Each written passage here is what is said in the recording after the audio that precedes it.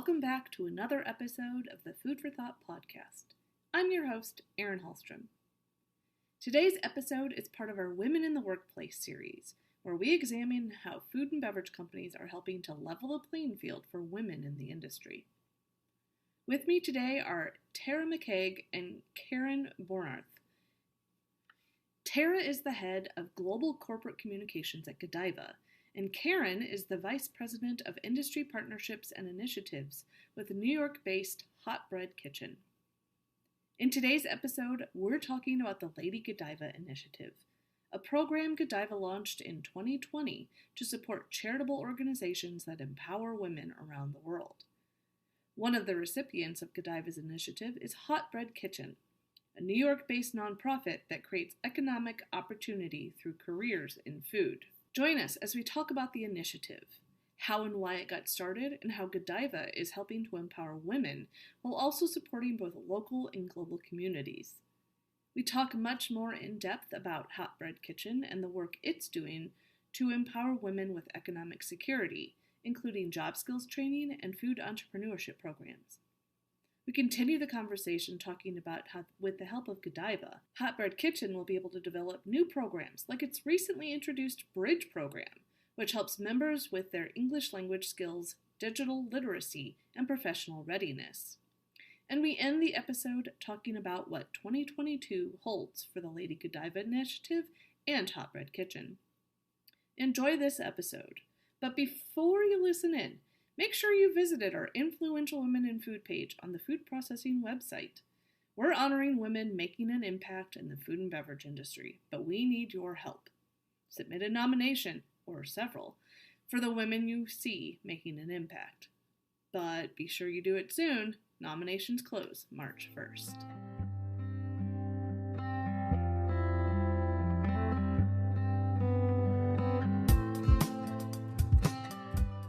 Welcome to the Food for Thought podcast. I'm very excited today about our topic, and I really want to dive right in. So let's get started by talking first about the Lady Godiva Initiative. What is the Lady Godiva Initiative, and why is a program like this so important for the food industry and for women? Erin, thanks so much for having me on your podcast today. This is my first podcast, as I was saying, and I'm really excited to be here, especially to talk about the Lady Godiva Initiative. So this was created by Godiva as part of our work to empower women around the world by recognizing and rewarding non-governmental organizations or NGOs, charities, doing innovative and meaningful work in their communities to create equality for women.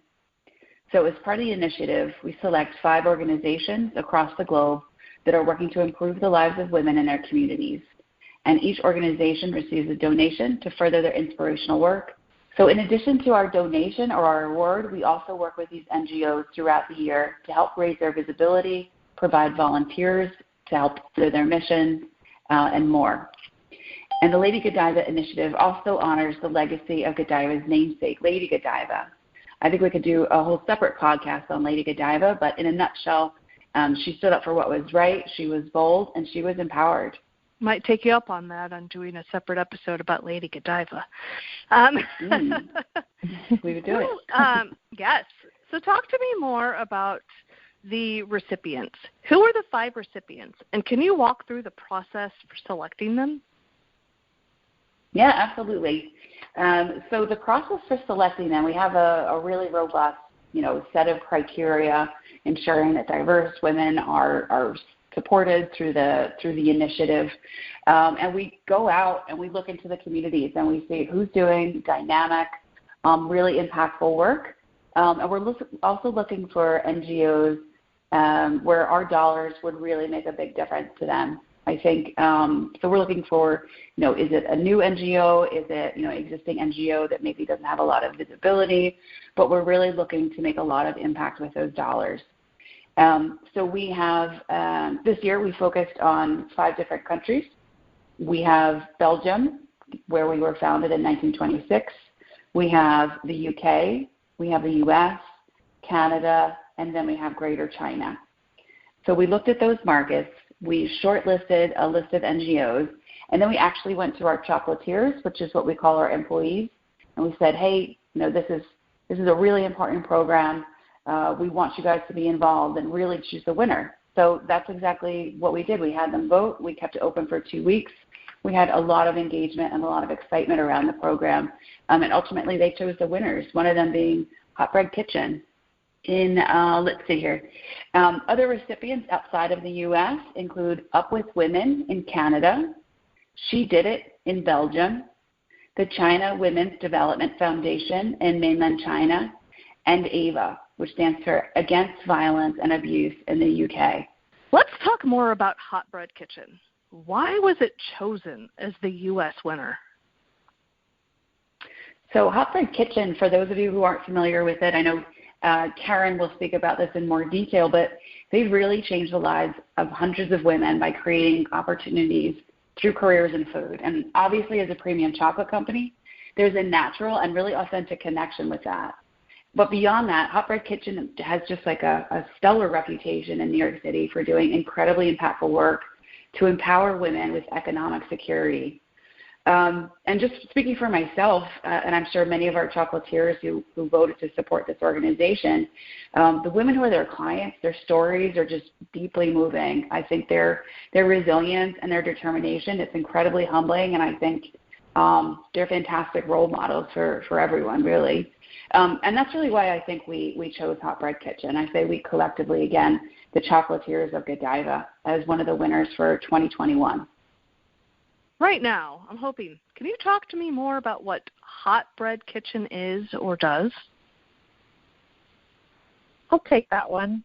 But first, I have to say that it's so cool that you got your teams involved with choosing the winners. I don't think I knew that. I love that. That's awesome. Yeah.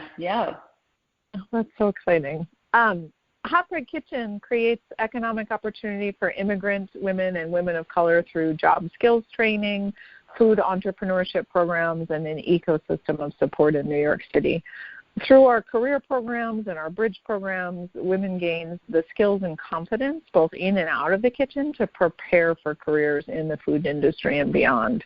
We're so much in alignment with Lady Godiva and their work to really just lift up women around the world. So we've been thrilled to have this partnership with Lady Godiva. So, Karen, I'm curious, what does this grant mean for Hot Bread Kitchen? It means a lot for our members. I think the best way to talk about what Lady Godiva's support really means is to share some stories of our members, of which, I mean, since we were founded in 2008, we've grown a community of hundreds of women around New York City who've accessed economic opportunity through jobs or through entrepreneurship and food. And the support from Lady Godiva does so much to allow us to continue to support our existing membership and grow our new membership. So we're so grateful for that first support.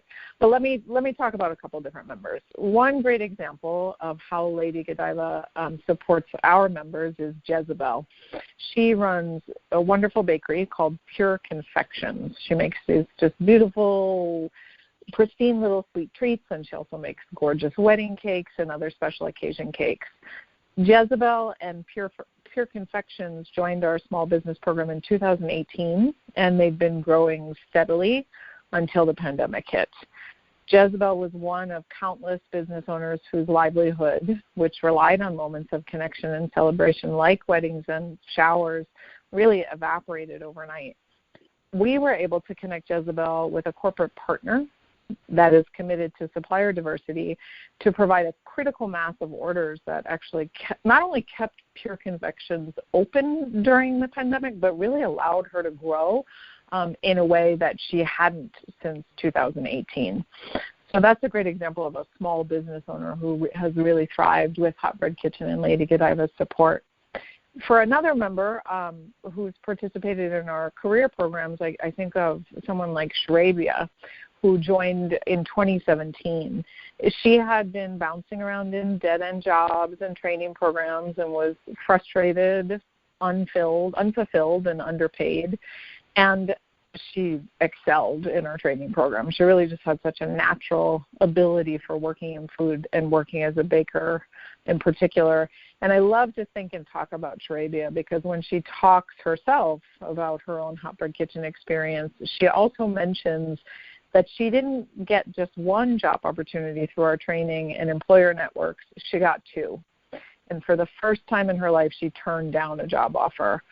She's become a phenomenal bread baker in New York City. She's one of very few Black women in the field, and she's really excelling and loving the work. And I talk about Charabia and Jezebel actually. They both joined several years ago, but they're both still active Hot Bread Kitchen members. And I wanted to highlight them to show that our programming doesn't end with a job placement or with a sale. It really goes on, and our members come back to us through the years when they need new things, and we actually go back to them. I was just recently talking with Charabia about our new job quality initiative. I'm convening a group of our members to talk about what they look for in a good job, and then ideally I'll be able to connect that information to the employers that hire our members, and we'll be able to improve jobs in the food industry across the board. Can you talk to me specifically, or as specifically as you can get, about how the money will be used? Yes, of course. The money, the support from Lady Godiva will be used across all of our programming. So it will be used to expand opportunities for professional, personal, and economic growth through our holistic job skills training and food entrepreneurship programs. It will also allow us to continue developing new programs in response to the needs of our members. Just in the last few months, we've developed bridge programming in English language skills, digital literacy, and professional readiness. It's also critically going to allow us to expand the number of women we serve each year. At the moment, we work with about 150 new members like Charabia and Jezebel who wish to become breadwinners in their families, and we intend to grow that number over the next 3 years to 1,500 women.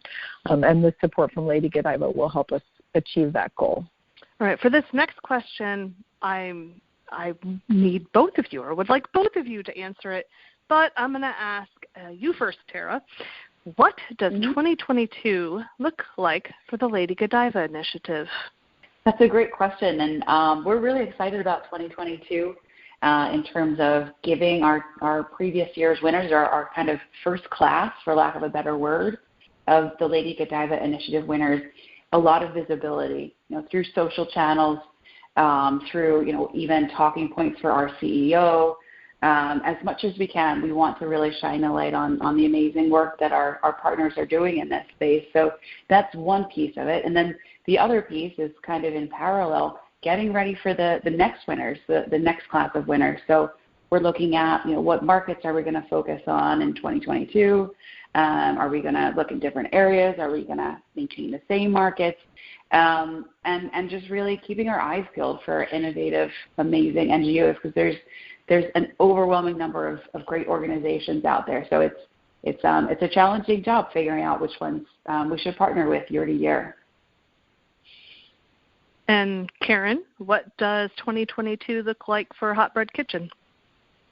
Yeah, in 2022, Hot Bread Kitchen is embarking on a 3-year strategy to triple the number of women we support across New York City, working toward that ultimate goal of 1,500 women a year.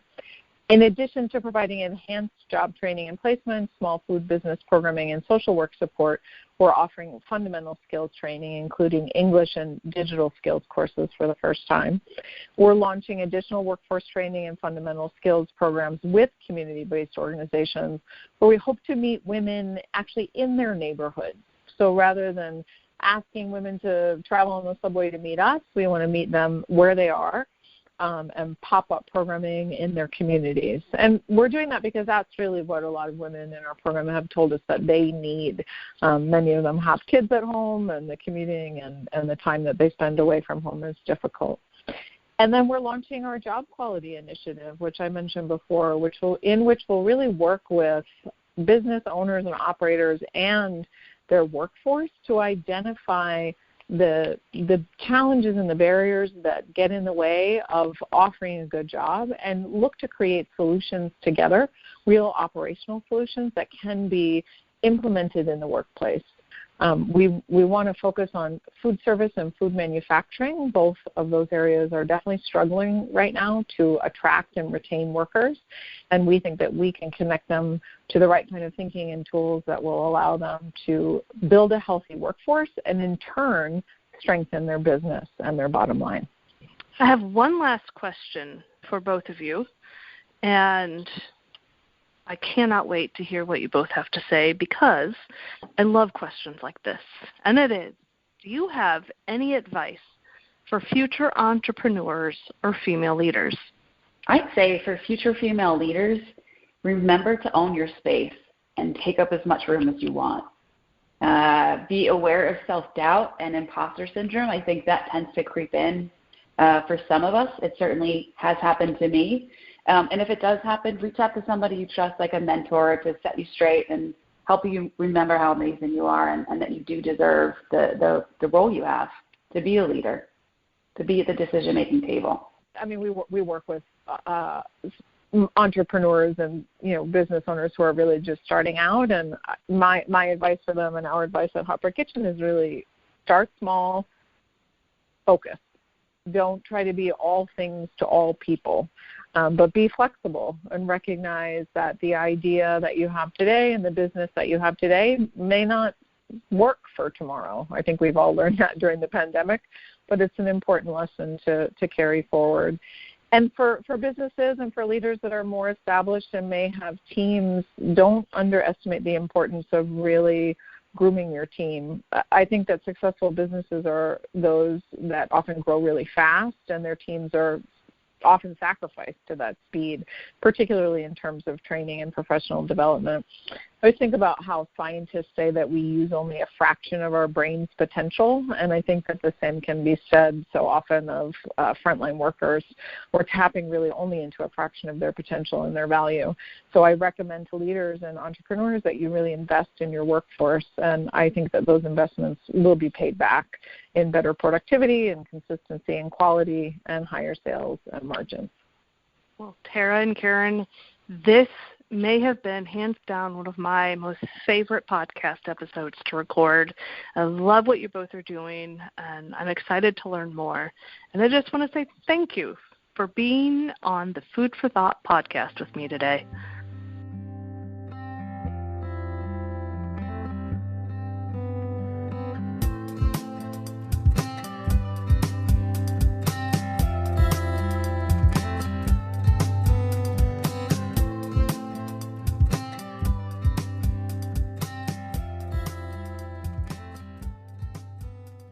For everyone listening to the Food for Thought podcast today, thank you for tuning in. You can find us on Apple Podcasts, Spotify, Stitcher, and just about everywhere you can listen to a podcast. Be sure to tune in next time as we talk more about the stories behind the headlines of the food and beverage industry. Take care. Have a great day.